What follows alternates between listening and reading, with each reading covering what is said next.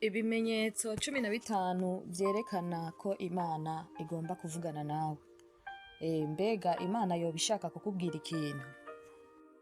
Bivanye n'ubuzobere canke ihishurirwa canke ivyo umuntu abamwo ku munsi ku munsi, nagomba dusangire ibimenyetso 15 bituma umuntu ashobora kumenya ati Imana ishaka kumbwira ikintu kanaka. Ivyo bimenyetso rero biri mu migwi itatu. Hariho ibimenyetso vya mbere vyerekana yuko ari ibimenyetso vy'impwemu. Novuga nti ni ibintu biba mu buryo bw'impwemu nawe ushobora kumva mu mutima wawe canke muri wewe. Hagaca habaho n'ibindi bimenyetso bivana n'ibihe kanaka, circumstance kanaka, bishobora kukwereka neza yuko Imana ishaka kukubwira ikintu canke ishaka yuko ukebuka aho hantu uri. Ikigira gatatu ni ibimenyetso bifatanye n'umubiri canke novuga ibimenyetso physique umuntu ashobora kubamwo, bigaheza bikakwereka ko hari ikintu Imana ishaka yuko wumviriza. Mu bimenyetso vy'impwemu, ikimenyetso ca mbere ni ubutumwa bwisubiriza canke bukwemeza ikintu. Imana irashobora kuguha ijambo canke message iguma yisubiriza. Bishobora kuba biciye mu butumwa bwiza, bishobora kuba biciye mu ijambo ry'Imana, bishobora kuba biva ku biyago uyaga n'abagenzi bawe, mu ndoto canke no kuri réseaux sociaux. Ukaguma ubona ubutumwa ni bwa bundi nyene. Muri ico gihe c'umenya ko Imana ifise ikintu iriko irakubwira ku bijanye n'iryo jambo. Hama turasoma mu Bikorinto ba 2:13 umurongo wa mbere. Ubu bugira bube ubwa gatatu nza iwanyu. Ijambo ryose rizoringanizwa bivuye mu kanwa k'ivyabona 2 canke 3. Nibaza ko kenshi hari igihe bishika mbere biciye muri Bibiliya ugasanga verse biblique imwe iguma igaruka. Uwo murongo ukaguma ugaruka cyane ukamera nk'uko umenga bawugutumye, ni wewe nyene bawutumye. Muri ico gihe urashobora no kugurura Bibiliya ukaca ubona ni wa murongo nyene ugarutse. Waja kuri YouTube, waja kuri Facebook, ugasanga ni ca kintu nyene kiriko kiragaruka. Muri ico gihe cumenya yuko ntabwo ari gihamana kuba iyo message iguma igaruka, ahubwo ni icemezo cyo kugira ngo wumve ko iryo jambo riva mu kanwa ari Imana ishaka ko wumviriza muri uwo mwanya. Hama Imana irashobora kuvuga yisubiriza incuro nyinshi, na cane atari uko bisigura yuko yabuze icemezo canke byanse yuko ikumvisha, ariko kubera yuko abantu kenshi usanga nituwumva. Ijambo ry'Imana riratubwira neza ko abantu batumva. Abantu igihe batabana sensible y'ikintu bariko barumviriza, Imana ikamubwira ati ntuca aho hantu muga kaguma agenda. Bisigura rero yuko Imana irashobora kuzana iryo jambo incuro nyinshi kugira gusa irabe yuko wewe wisubirako ukumviriza ico Imana igomba kuvuga. Tugiye mu Itanguriro igice ca 41 turabona Farao yarose inzozi zibiri, kandi izo nzozi zibiri zose zari zifise insiguro imwe. Imwe ijanye n'inka zonze n'izivyibushe, iyindi nzozi nayo yari ijanye n'imiganda ivyibushe n'iyindi mito mito. Rero muri ico gihe Yosefu yashoye gusigura.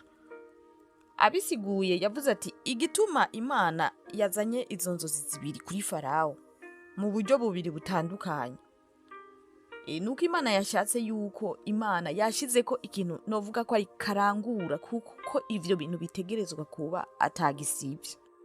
Ikimenyetso kigira kabiri ni kumva yuko ufise ukwiyemera canke ukwemeranya n'umutima wawe bidahagarikwa.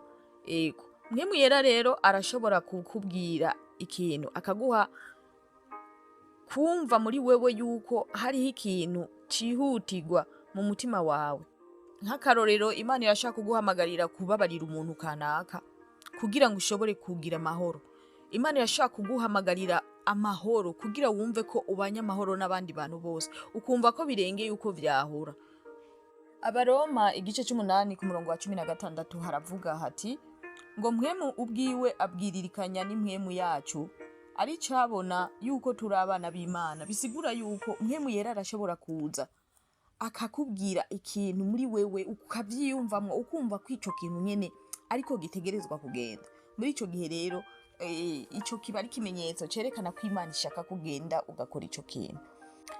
Kenshi rero birashobora no kukuzamwo wewe mbere ukumva umenga nta n'ivyo ushaka, ariko kenshi bari mpwemu yera bariko aragusunikira gukora ico kintu, na cane cane navuze akarorero kajanye no kubabarira umuntu yakugiriye nabi.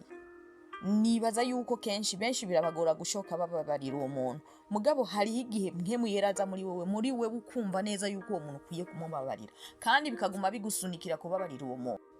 Ikimenyetso kigira gatatu ni amahoro arengeye uko wewe ushobora kubitahura. Ayo mahoro rero arengeye uko wewe ushobora kubitahura, kenshi birashobora kuza ari ikimenyetso cy'uko Imana ishaka ko kubwira ikintu nyene gitandukanye nuko wari umeze. Muri ico gihe urashobora kumva amahoro arengeye uko wewe ushobora kuvyibaza, ukumva ico bita comfort muri wewe. Yuko Imana iri hejuru y'ibintu byose, naho abandi boba babona ko inzu ziriko zirasha, naho abandi boba babona yuko vyapfuye vyaheze vyaboze, ariko wewe Imana ikaguma ikwereka yuko Imana iri hejuru ya byose, kandi Imana iriko irabikorerako, kandi yuko Imana ikeneye yuko ugira amahoro, ayo mahoro uyagumane. Rero muri ico gihe abantu barashobora kudatahura ayo mahoro yawe yava, ariko haje Imana ibiriko irakubwira yuko utuza ugatekereza yuko ico kintu kiriko kiraba, nubwo abandi babona kumengana umuriro, wewe wawe ni nyishu, ni ngazi yo kuduga. Kandi kenshi birashobora no kurengera n'ubwenge bw'abantu, n'abantu bamwe bakakuraba bakavuga ati umuntu arakomeye cyane, twe turiko turarira, twe turiko turababara, twe turiko turaganya, muga wewe aguma avuga ko ari amahoro vyose. Rero muri ico gihe iyo ubonye abo bantu barashaka kutanagutahura, ariko ntibiba bikiri kuri level yabo. Turavye muri Yohana igice ca 14 umurongo wa 27, haratubwira hati amahoro ndayabasigaranye, amahoro yanje ndayabagabiye, jeho simbagabira nk'uko abisi bagaba, imitima yanyu ntihagarare kandi ntiti.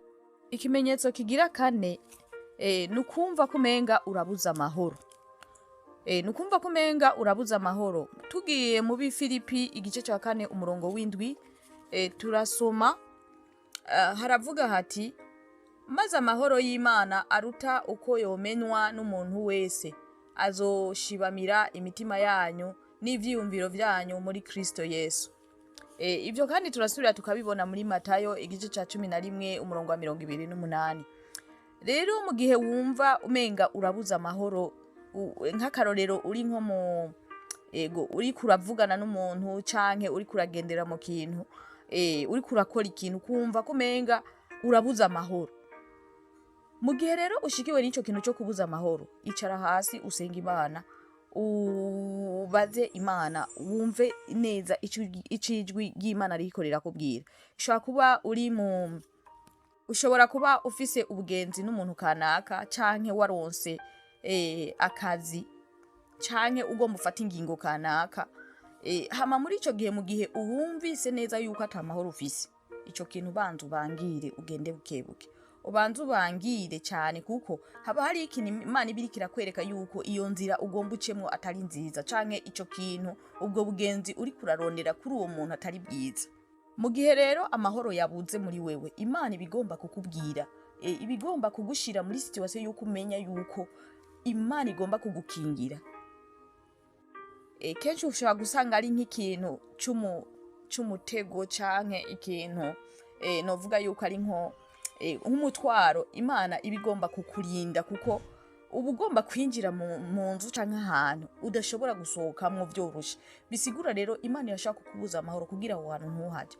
Birakunda gushikira abantu benshi ugasanga yabuze amahoro ahagaze nko mu bandi bantu akumva kumenga arabuze amahoro.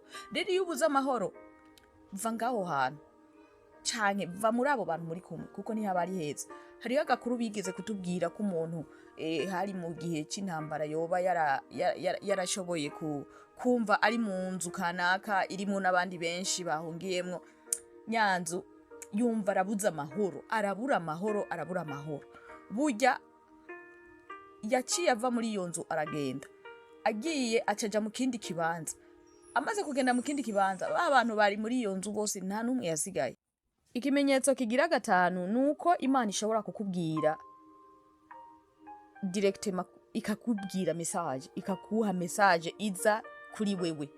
Iyo message rero kenshi ikunda kuza ifise ico bita kubonekesherezwa canke kubona ibintu nyene bisa na bya bindi canke ubushobozi usanga mu mutima bishobora kukuza mu nyene ukavuga ati ndumvise ikintu, ndumvise ijambo, ndumvise umuntu ariko arambwira canke ndumva muri jewe ikintu kiniki.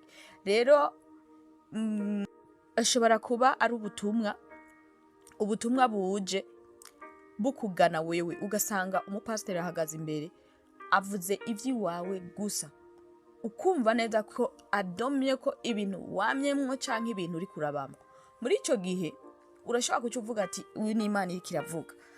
Imana irashobora no guca mu mwana wawe akakubwira ikintu, ugasanga ico kintu kije kwa kundi nyene wewe wari ubona kumenga categezwa canke wari ugifise muri wewe, wari kuriyumvira ikintu, wari ugifise amadidane, hagaca haza umuntu agaca avuga vya bindi nyene. Muri ico gihe cumenya ko Imana ari yivuze, cumenya ko Imana ari yishaka yuko wumviriza ico kintu, wumviriza umutima wawe. Na cane cane mu bijanye no kwizera, ca wizera ko Imana yavuze, yahejeje kuvuga.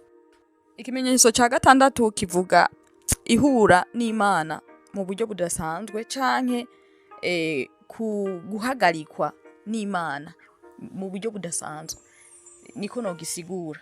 Muri ico gihe Imana yashaka kuza igahakwa kuza yonyene ubwiwe, ukanayibonesha amaso gutya yonyene ubwiwe, kuko Imana murazi ko ari mwemu, ishobora guca mu bintu kanaka, irashobora guca mu nzozi, irashobora guca mu mayerekwa, irashobora kuza yonyene mbere izanye n'ikintu kigaragaza neza ko ari yo. Muri ico gihe turashobora kubibona mu gihe Mose yabona igisaka kiriko kiraka umuriro.